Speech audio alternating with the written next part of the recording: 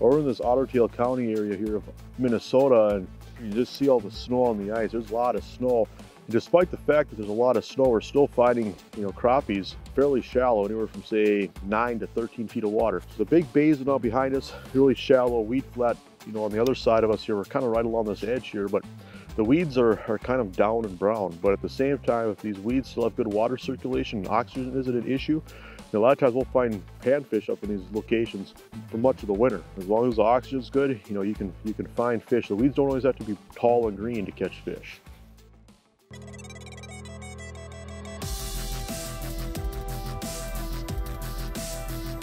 Oh, that's a good fish. There's a nice one. Right back down to the bottom. Sure, one of the powerful freshwater fish that swims right there. Yeah, here we go. We are hooked up. Oh, I never get tired of this. These fish just freight traded. Oh my. Wow. The hole, it's a big one. That is what we're talking about. Isn't that a cool looking fish? Jason Mitchell Outdoors is brought to you by Shields, Vexilar, Clam, K-Drill, Ice Armor by Clam, Crestliner,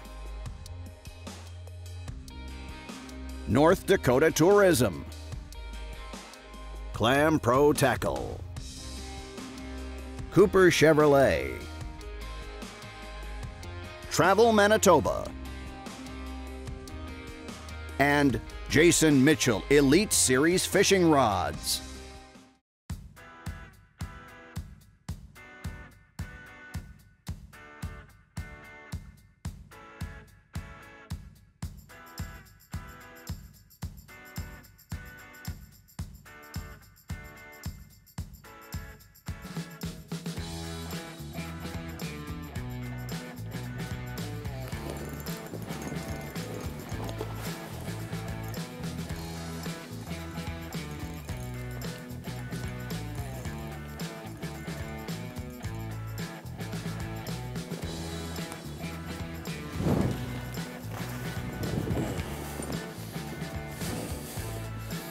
Beautiful crappies. Look at that. That one swallowed that pinhead minnow.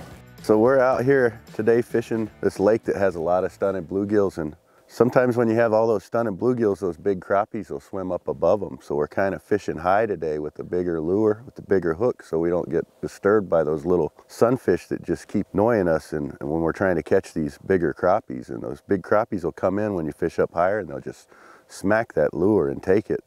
And those little ones will just come up and nip at it. They won't get their mouth around that hook, so you're not wasting your time taking those little guys off, and you're catching the big crappies, and that's what's working today. So yeah, I just had a little one there hit it, and so I'm back to fishing. I didn't have to waste my time taking off those little bluegills that are out here roaming around with the big crappies.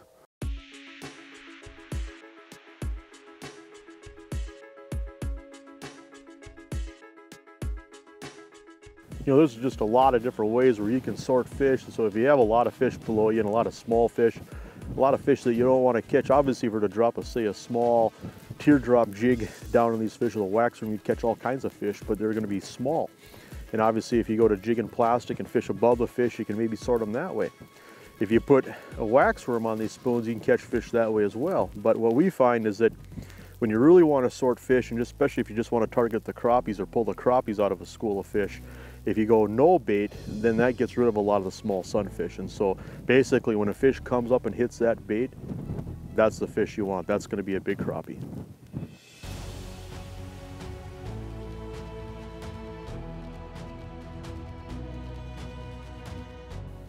There we go.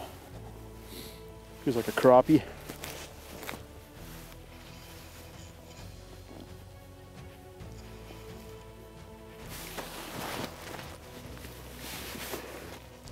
Oh, look at that. Look at that. Come here. Open up. Oh, that's gorgeous. They just come up and they just crush it. Just a cool bite. Oh, look at the mouth on it. I mean, these fish want to be, they can be predators. What's interesting about black crappies, they have rakers where they can, you know, they can eat zooplankton and stuff, but mouth like a golf ball, these fish have no problem eating a lot bigger meal. These fish could just be predators. There she goes.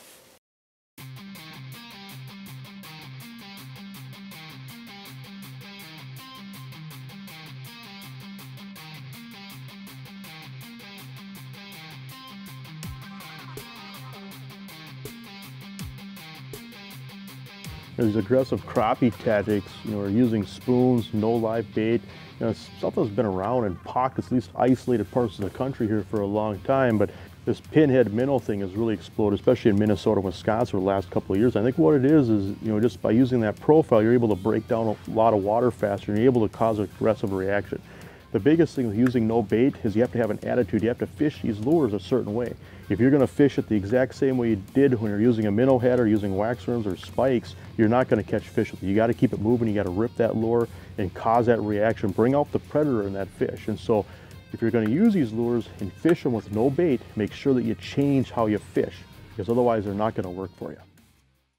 Jason Mitchell Outdoors is brought to you by these industry leaders.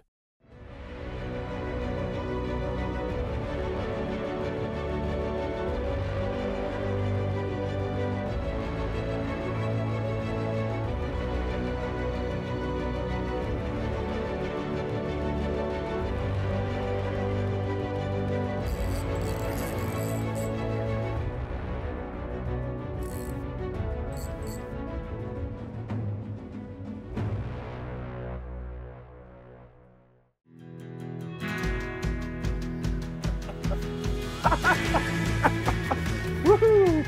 Yeah, what's my favorite series of hubs? The Clam C series shelters work best for us.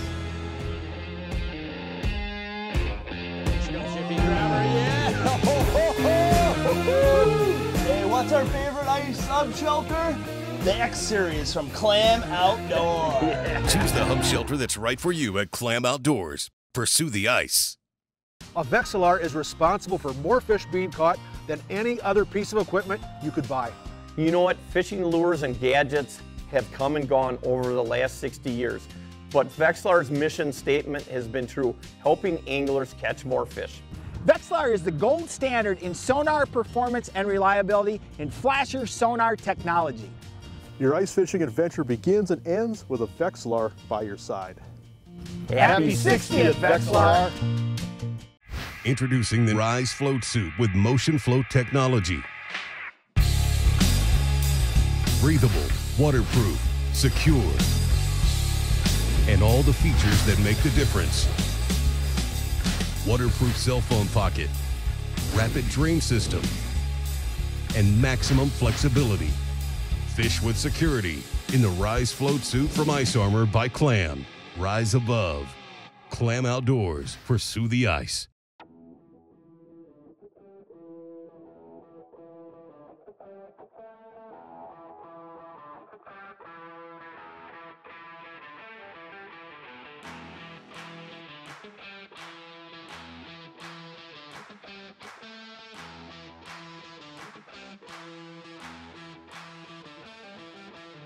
If you look at these pinhead minnows, you can see that 3D eye in there. That's not painted on, that's 3D if you look real close in there.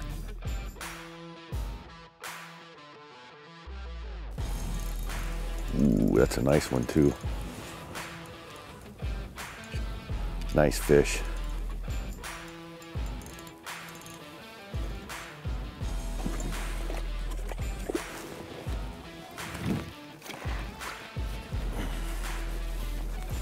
Look at that. One good thing about these pinhead minnows is they got that little blade on there, and that blade puts a little rattle and gets the lateral lines and these crappies fired up, and they come in and just smack it. Here we go, we're gonna let this one go. You know, part of the strategy with this style of fishing is you really have to bounce from hole to hole. This probably wouldn't be a presentation to use in a permanent fish house. You really have to drop down. Usually the first few fish you catch are going to be the fish that you want, and then it's just a matter of moving on to the next hole. And that way, you know, you've got all kinds of fish below you, but that way you can sort and catch some of the biggest fish in that school of fish.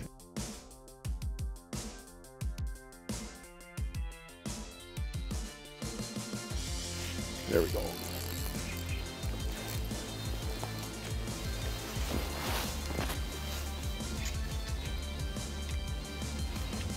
There we go. That's what we're looking for. There, look at that. Yeah, that is cool. Yeah, we're just basically just ripping these spoons, no bait, and just ripping it high up in the water column. That kind of enables you to sort, you know, these crappies from all these stunted bluegills and panfish that are in here, but just a cool way to catch a crappie. All right, get her back in the hole. And when they come shooting up, they'll just rip on those baits. And I think if there's something that we underestimate, it's just we underestimate crappies as a predator.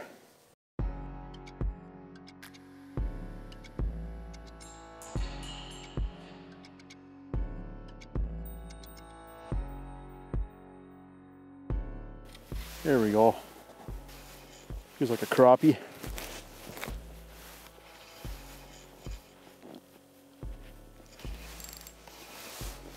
Oh yeah, look at here. Come on up, head first. A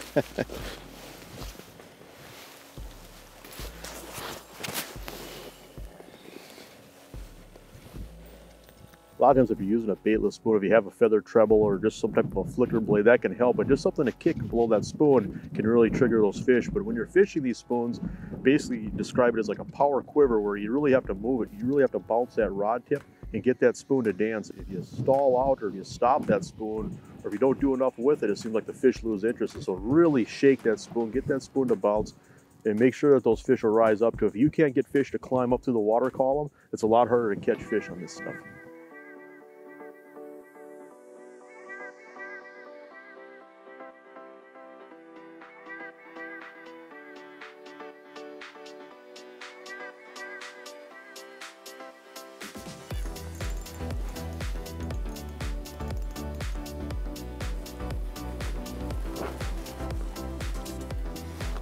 Dude.